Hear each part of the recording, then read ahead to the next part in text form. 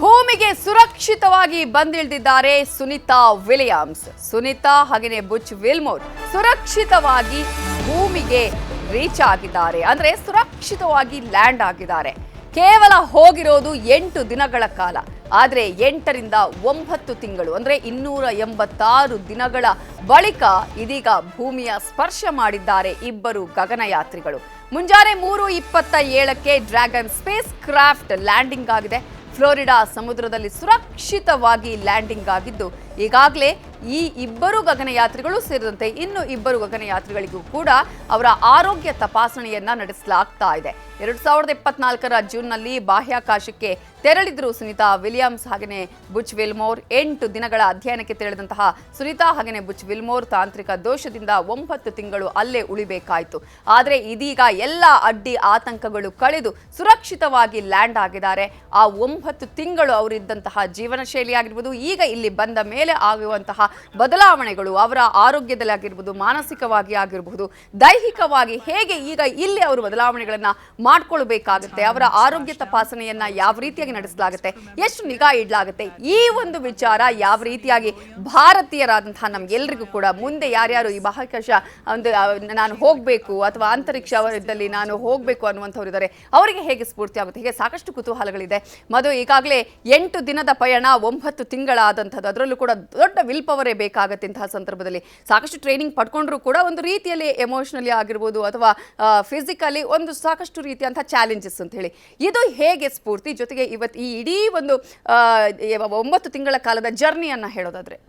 Navita, almost ಮರುಹುಟ್ಟು. ಈಗ ಹೇಗೆ ತಾಯಿಯ ಗರ್ಭದಿಂದ 9 ತಿಂಗಳು ಅಂದರೆ ನವಮಾಸವನ್ನು ಕಳೆದು ಹೊರ ಬರ್ತಾರಲ್ಲ, ಅದೇ ರೀತಿ ಇವತ್ತು 9 ತಿಂಗಳಾದಮೇಲೆ ಬಾಹ್ಯಾಕಾಶ ಗರ್ಭದಿಂದ ಹೊರ ಬಂದಿರುವಂಥ ಸುನಿತಾ ವಿಲಿಯಮ್ಸ್ ಆಲ್ಮೋಸ್ಟ್ ಮರುಹುಟ್ಟು ರೀತಿ. ಆದರೆ ಅವರು ವಾಪಸ್ ಬರುವಂಥ ಆ ಕ್ಷಣಗಳಲ್ಲೇ ದೃಶ್ಯಾವಳಿಗಳನ್ನು ನೋಡಿದ್ರೆ ಎಷ್ಟು ಖುಷಿಯಿಂದ ಅವರು ಹ್ಯಾಂಡ್ ವೇವ್ ಮಾಡಿದ್ದಿರ್ಬೋದು. ನೀವು ಮೈಂಡ್ ಸೆಟ್ ಎಷ್ಟು ಇಂಪಾರ್ಟೆಂಟು ಅಂತ ಹೇಳಿದ್ರಿ. ಯಾಕೆ ಇಂಪಾರ್ಟೆಂಟ್ ಅಂತಂದ್ರೆ, ನಾವೇ ಯಾವುದಾದ್ರೂ ಒಂದು ಬ್ಯಾಂಗ್ಳೂರು ಒಂದು ಗಲ್ಲಿಗಳಲ್ಲಿ ಯಾವುದಾದ್ರು ಟ್ರಾಫಿಕಲ್ಲಿ ಮಿಸ್ ಆಗಿಬಿಟ್ರೆ ಬರೀ 9 ನಿಮಿಷ ಆಚೀಚೆ ಆದರೆ ಆಫೀಸಿಗೆ ಬರೋದಕ್ಕೋ ಅಥವಾ ಇನ್ನೆಲ್ಲೋ ಬೇರೆ ಇಂಪಾರ್ಟೆಂಟ್ ಕೆಲಸಕ್ಕೆ ಹೋಗ್ಬೇಕಾದ್ರೂ ಹೋಗ್ತೀವೋ ಹೋಗಲ್ವಾ ಅನ್ನೋ ಧಾವಂಥ ಆಂಗ್ಸೈಟಿ ಎಷ್ಟರ ಮಟ್ಟಿಗೆ ದೊಡ್ಡ ಮಟ್ಟದಲ್ಲಿ ಹಿಂಡಿ ಇಪ್ಪೆ ಮಾಡುತ್ತೆ ಅನ್ನೋದು ಗೊತ್ತಿದೆ. ಸೊ ಅಷ್ಟರ ಮಟ್ಟಿಗೆ ಕನ್ಫ್ಯೂಷನ್ ಆಗುತ್ತೆ, ಏನಪ್ಪ ವಾಪಸ್ ಬರ್ತೀವೋ ಎಕ್ಸಿಟ್ ಆಗ್ತೀವೋ ಅಂತ. ಇನ್ನು ಬಾಹ್ಯಾಕಾಶದಲ್ಲಿ ಬರೀ 9 ದಿನಗಳಿಗಷ್ಟೇ ಪ್ಲ್ಯಾನ್ ಮಾಡ್ಕೊಂಡು ಹೋಗಿದ್ದವರು, ಪೂರ್ವ ಸಿದ್ಧತೆ ಎಲ್ಲ ಎಷ್ಟು ದಿವಸ ಆಗುತ್ತೆ ಅಂದರೆ ಹೆಚ್ಚಿನ ದಿನಕ್ಕೆ ಅಂತ ಅವಕಾಶ ಅಂದರೆ ಸಿದ್ಧತೆ ಮಾಡ್ಕೊಂಡು ಹೋಗಿರಲಿಲ್ಲ. ಅಂತಹ ಒಂದು ಸಂದಿಗ್ಧ ಪರಿಸ್ಥಿತಿಯಲ್ಲಿ ಉಳಿಬೇಕಾದಂಥ ಸಂದರ್ಭ ಬಂದಾಗ 9 ತಿಂಗಳು ಉಳಿಯೋದು ಅಂದರೆ ನಿಜಕ್ಕೂ ಕೂಡ ಅವರ ಮೈಂಡ್ ಸೆಟ್, ಅವರ ಒಂದು ವಿಲ್ ಪವರ್ ಕಾರಣಕ್ಕೆ ಅವರು ವಾಪಸ್ ಬಂದಿರುವಂಥದ್ದು. At the same time technically ಅವ್ರನ್ನ ವಾಪಸ್ ಕರೆತರೋದ್ರಲ್ಲಿ ನಾಸಾ ಕೂಡ ಸಕ್ಸಸ್ ಆಗಿರುವಂಥದ್ದು. ಇದೆಲ್ಲವೂ ಕೂಡ ಒಂದು ರೀತಿ ಇನ್ಸ್ಪಿರೇಷನ್ ಥರ ಇದೆ. ಈ ಜನ್ರೇಷನ್ ಸ್ಟೂಡೆಂಟ್ಸ್ಗಿರ್ಬೋದು ಅಥವಾ ನಮ್ಗಳಿಗಿರ್ಬೋದು, ಎಲ್ರಿಗೂ ಕೂಡ ಇನ್ಸ್ಪಿರೇಷನ್.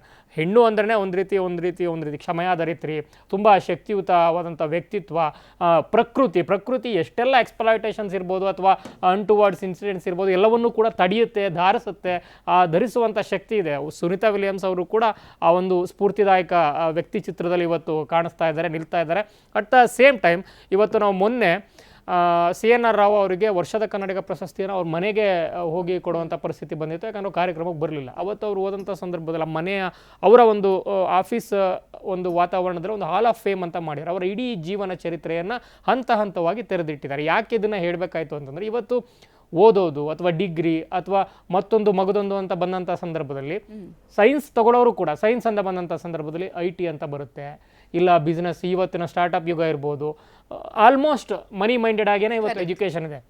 ವೇರ್ಯಾಸ್ ಪ್ಯೂರ್ ಸೈನ್ಸ್ ಅನ್ನುವಂಥದ್ದು ಎಷ್ಟರ ಮಟ್ಟಿಗೆ ಇಂಪಾರ್ಟೆಂಟ್. ಇವತ್ತೆಲ್ಲ ನಾವೆಲ್ಲ ಏನೋ ಗ್ಯಾಜೆಟ್ಸ್ ಯೂಸ್ ಮಾಡ್ತಾ ಇದ್ದೀವಿ, ಬೇರೆ ಟೆಕ್ನಿಕಲಿ ಅಡ್ವಾನ್ಸ್ಡ್ ಆಗಿದ್ದೀವಿ. ಇವತ್ತೆಲ್ಲ ನಮ್ಮ ಲೈಫ್ ಇಷ್ಟೊಂದು ಈಸ್ ಆಗಿದೆ ಅಥವಾ ಇಷ್ಟೊಂದು ಅನುಕೂಲಕರವಾಗಿದೆ, ಸೌಲಭ್ಯಯುತವಾಗಿ ಅಂದರೆ ಬಿಕಾಸ್ ಆಫ್ ಇಂತಹ ಸೈಂಟಿಸ್ಟ್ಗಳ ಒಂದು ಕೊಡುಗೆ, ಕಾಂಟ್ರಿಬ್ಯೂಷನ್ ದೊಡ್ಡದಿದೆ. ಹಾಗಂದ ಮಾತ್ರಕ್ಕೆ ಅಲ್ಲಿಗೆ ಹೋಗುವಂಥವ್ರ ಸಂಖ್ಯೆ ಕಡಿಮೆ ಇದೆ. CNR ಅವರ ಮನೆಯನ್ನು ನೋಡಿದಂಥ ಸಂದರ್ಭದಲ್ಲಿ ಕೂಡ ಅಂಥದ್ದೊಂದು ಎಷ್ಟೆಲ್ಲ ಸಂಸ್ಥೆಗಳನ್ನು ಕಟ್ಟಿದ್ದಾರೆ, ಎಷ್ಟೆಲ್ಲ ರಿಸರ್ಚ್ ಪೇಪರ್ಗಳನ್ನು ಮಾಡಿದ್ದಾರೆ.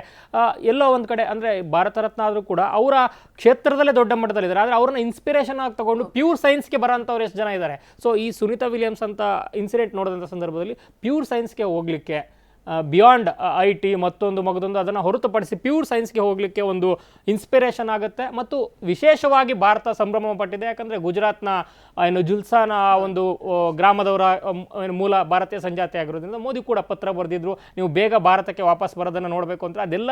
ಅದೆಲ್ಲವನ್ನು ಮೀರಿ ಅವರ ಜೊತೆಗೆ ಕೊಂಡೊಯ್ದಿದ್ದೇನು ಭಗವದ್ಗೀತೆ ಮತ್ತು ಗಣೇಶ.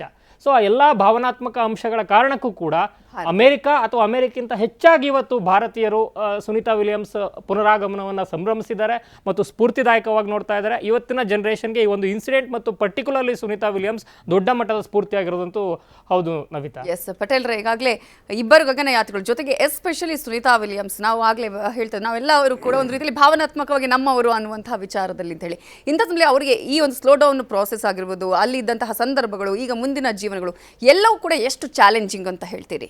ನಿಮಗೆ ಭಾರತೀಯ ಸಂಜಾತೆ ಕಲ್ಪನಾ ಚಾವ್ಲಾ ಅನ್ನೋದು ಎಲ್ಲರಿಗೂ ಇನ್ಸ್ಪೈರೇಷನ್. ಅದಾದ ನಂತರ ಸುನೀತಾ ವಿಲಿಯಮ್ಸ್, ಇವರು ಅದರಲ್ಲಿ ನಮಗೆ ಖುಷಿ ಅಂತೇಳಿ ಇವರು ಭಾರತೀಯರು, ಗುಜರಾತ್ನ ಪಾಂಡ್ಯ ಕುಟುಂಬಕ್ಕೆ ಸೇರಿದಂಥ ಅಮೇರಿಕದಲ್ಲಿ ಹುಟ್ಟಿ ಬೆಳೆದವರು ಕೂಡ ಗುಜರಾತ್ನಲ್ಲಿ ಇವತ್ತು ಕೂಡ ಅವರ ರಿಲೇಷನ್ ಇದ್ದರು. ಗುಜರಾತ್ನ ಎಕ್ಸ್ ಹೋಮ್ ಮಿನಿಸ್ಟರ್ ಅವರ ಹತ್ತಿರದ ಸಂಬಂಧಿ ಕೂಡ ಇವರು ಹೌದು. ಇವರು ಸುನೀತಾ ವಿಲಿಯಮ್ಸು 1998ರಲ್ಲಿ ಅಮೇರಿಕದ ನಾಸಾ ಸಂಸ್ಥೆಗೆ ಮೊದಲು ಸೇರ್ಪಡೆ ಆಗ್ತಾರೆ. ಬಾಹ್ಯಾಕಾಶ ಸಂಸ್ಥೆ ನಾಸಾಗೆ ಸುನೀತಾ ಆಯ್ಕೆ ಆದ ನಂತರ ಎಕ್ಸ್ಪೆಡಿಷನ್ ಅಂತೇಳಿ ಸುನೀತಾ ವಿಲಿಯಮ್ಸ್ನ ಮೊದಲ ಬಾಹ್ಯಾಕಾಶ ಮಿಷನ್. ಅದಾದ ನಂತರ ಅವರು ಹಂತವಾಗಿ ಬೆಳೀತಾ ಹೋಗ್ತಾರೆ. ನಿಮಗೆ ಗೊತ್ತಿರಲಿಲ್ಲ, ನಿಮಗೆ ಅವರು ಬಾಹ್ಯಾಕಾಶದಲ್ಲಿ ಅತಿ ಹೆಚ್ಚು ಗಂಟೆಗಳಿದ್ದವರು. ಮೊದಲು 1 ಗಂಟೆ 88 ನಿಮಿಷ ಇದ್ದರು, ಆದರೆ ಇವರು 2 ಗಂಟೆ 47 ನಿಮಿಷ ನಡಿಗೆ ಮಾಡಿದಂಥ ದಾಖಲೆಯನ್ನು ಮಾಡಿದರು ನೋಡಿ. ಅದಕ್ಕೆ ಹೇಳಿದ ಮ್ಯಾನ್ ಪ್ರಪೋಸಸ್ ಗಾಡ್ ಡಿಸ್ಪೋಸಸ್ ಅಂತೇಳಿ. ಇವರು 8 ಗಂಟೆಗೆ ಅಲ್ಲಿ 8 ದಿನಕ್ಕೆ ಹೋದವರು ಹತ್ತತ್ರ ನಿಮಗೆ 9 ತಿಂಗಳು 17 ದಿವಸ ಇರುವಂಥ ಸ್ಥಿತಿ ಆಯಿತು. ಎಲ್ಲವೂ ಕೂಡ ಮಾನವ ನಿರ್ಮಿತ. ಬಾಹ್ಯಾಕಾಶ ಆ ಸಂಶೋಧನೆ ಕೂಡ ಎಲ್ಲವೂ ಕೂಡ ಮಾನವ ನಿರ್ಮಿತದಲ್ಲೇ ಮಾನವನಿಗೆ ಎಲ್ಲ ಒಂದು ಕಡೆ ಕೈ ಕೊಡುತ್ತೆ. ನಿಮಗೆ ಆ 9 ತಿಂಗಳಿದೆಯಲ್ಲ, ಬೇರೆ ಯಾರಾದಾದರೆ ಅಧೀರರಾಗ್ತಿದ್ರು, ಅಲ್ಲೇ ಅವರು ಆ ಭಯಕ್ಕೆ ಅವರು ಬೇರೆ ಏನೋ ಆಗೋದು.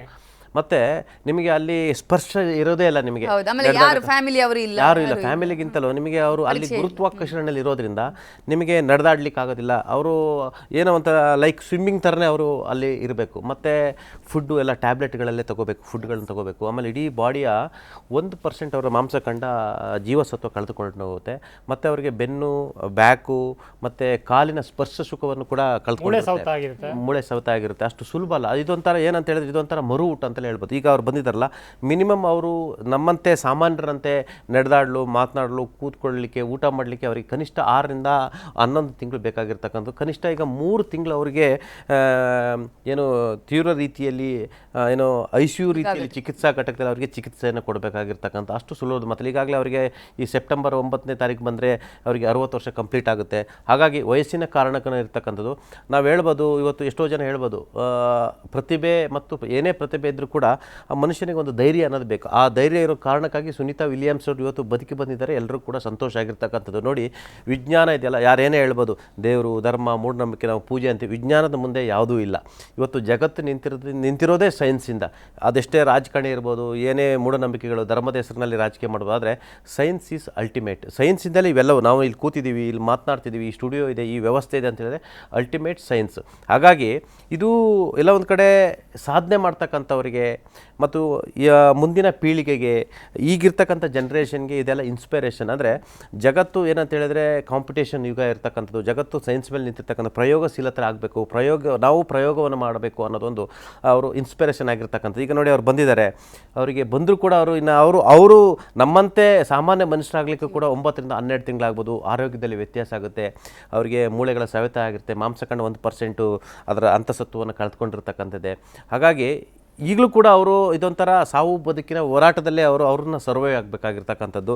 ಬಹುಶಃ ಇದು ಭಾರತಕ್ಕೆ ಹೆಮ್ಮೆ ಅಂತೇಳಿ ನಮ್ಮವರು ಅನ್ನೋದು ಒಂದು ಕನ್ಸರ್ನ್ ಆಗಿರ್ತಕ್ಕಂಥದ್ದು. ನಿಮಗೆ ಅಷ್ಟು ಸುಲಭದ ಮಾತಲ್ಲ, ಆಯಿತಾ. ಈಗ ಕಲ್ಪನಾ ಚಾವ್ಲಾ ಬಗ್ಗೆ ನಿಮಗೆ ಗೊತ್ತು. ಕಲ್ಪನಾ ಚಾವ್ಲಾ ಅನ್ನೋರು ಇಡೀ ಜಗತ್ತಿಗೆ ಗೊತ್ತಿದ್ದು, ಎಷ್ಟೋ ಜನಕ್ಕೆ ಇನ್ಸ್ಪಿರೇಷನ್. ಅದಾದಮೇಲೆ ನಮಗೆ ಗೊತ್ತಿರ್ತಕ್ಕಂಥದ್ದು ಸುನೀತಾ ವಿಲಿಯಮ್ಸು. ನಿಮಗೆ ನಾಸಾ ಇದೆಯಲ್ಲ, ನಾಸಾ ಪ್ರಯೋಗ ಇದೆಯಲ್ಲ, ಅವ್ರನ್ನ ಮೆಚ್ಚಬೇಕು. ಆದರೆ ಧೈರ್ಯ ಮಾಡಿ ಹೋಗೋದಿಲ್ಲ. ಇಡೀ ಫ್ಯಾಮಿಲಿ ಜೀವನ ಗ್ಯಾರಂಟಿ ಇಲ್ಲ, ನೀವು ಮೇಲೋದ್ರೆ ಬರ್ತೀವಿ ಅಂತ ಗ್ಯಾರಂಟಿನೇ ಇಲ್ಲ, ಗುರುತ್ವಾಕರ್ಷಣೆ. ಹಾಗಾಗಿ ಇದೊಂದು ಅವರ ಜೀವನದ ಅತಿ ದೊಡ್ಡ ಸಾಧನೆ ಅಂತ ಹೇಳ್ಬೋದು. ಮತ್ತು ಈ ಹಿಂದೆ ಇದ್ದರು ಅವರು 195 ದಿನ ನಿಮಗೆ ಸ್ಪೇಷಲ್ ಹೌದೌದು ಇದ್ರು. ಇದಕ್ಕಿಂತನೂ ಜಾಸ್ತಿ ದಿನ ಇರೋರು ಇದ್ರು, ಸಿದ್ಧತೆಗಳ ಜೊತೆಗಿರೋದು ಹೌದು. ಆಕಸ್ಮಿಕವಾಗಿ ಮಾನಸಿಕವಾಗಿ ಹೋರಾಟ ಮಾಡುವಂತ ಪರಿಸ್ಥಿತಿ ಬೇರೆ, ಅದರಲ್ಲಿ ಇವರು ಸಕ್ಸಸ್. ಆಮೇಲೆ ಇವರು 2012 ನಂತರ 2024ಕ್ಕೆ ಅವರು ಹೋದಂಥವ್ರು. ಒಟ್ಟಾರೆ ಅವರು ಮತ್ತೆ ಅವರು ಭೂಮಿಗೆ ಬಂದಿದ್ದಾರಲ್ಲ ಅದು ಸಂತೋಷ. ಅವರಿಗೆ ದೇವರು ಅವ್ರನ್ನ ಮತ್ತಷ್ಟು ಆರೋಗ್ಯ ಸದೃಢ ಆಗಲಿ, ಎಲ್ರಿಗೂ ಇನ್ಸ್ಪಿರೇಷನ್ ಆಗಿದ್ದಾರೆ. ಅವರು ಭಾರತೀಯ ಗುಜರಾತ್ ಮೂಲದವರು ಭಾರತೀಯ, ಹಾಗಾಗಿ ನಮಗೆ ಹೆಮ್ಮೆ. ನಾವು ಕೂಡ ವಿಜ್ಞಾನ ವಿದ್ಯಾರ್ಥಿಗಳು ಪ್ರತಿದಿನ ನಾವು ಕೂಡ ನಮ್ಮದೇ ರೀತಿಯಲ್ಲಿ ಬೇರೆ ಬೇರೆ ರೀತಿಯಲ್ಲಿ ಪ್ರಯೋಗಗಳು ಆಗ್ತಾ ಇರ್ತೇವೆ, ಆ ಪ್ರಯೋಗಗಳು ನೋಡ್ತಾ ಇರ್ತೀವಿ.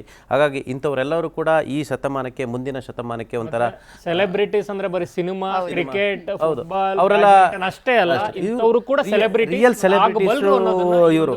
ಸಿನಿಮಾ ಅಂತ ಹೇಳಿ ನಿನ್ನೆ ಸೈಂಟಿಸ್ಟ್ ಮಾತಾಡೋರು ಹೇಳ್ತಾ ಇದ್ರು, ಸುನೀತಾ ವಿಲಿಯಮ್ಸ್ ಬಂದ್ರೆ ಸಾಕು ಅಷ್ಟು ಜನ ಬಂದು ಆಟೋಗ್ರಾಫ್ ತೆಗೆದುಕೊಳ್ತಾರೆ, ಅಷ್ಟು ಯಾರಿಗೂ ಕೂಡ ಬೇಸರ ಮಾಡಿದೆ, ಅಷ್ಟು ಚೆನ್ನಾಗಿ ನಗುಮುಖದಿಂದನೇ ಅವ್ರ ಆಟೋಗ್ರಾಫ್ ಅನ್ನ ಕೊಡ್ತಾರೆ, ಅಷ್ಟು ದೊಡ್ಡ ಸೆಲೆಬ್ರಿಟಿ ಅವರು.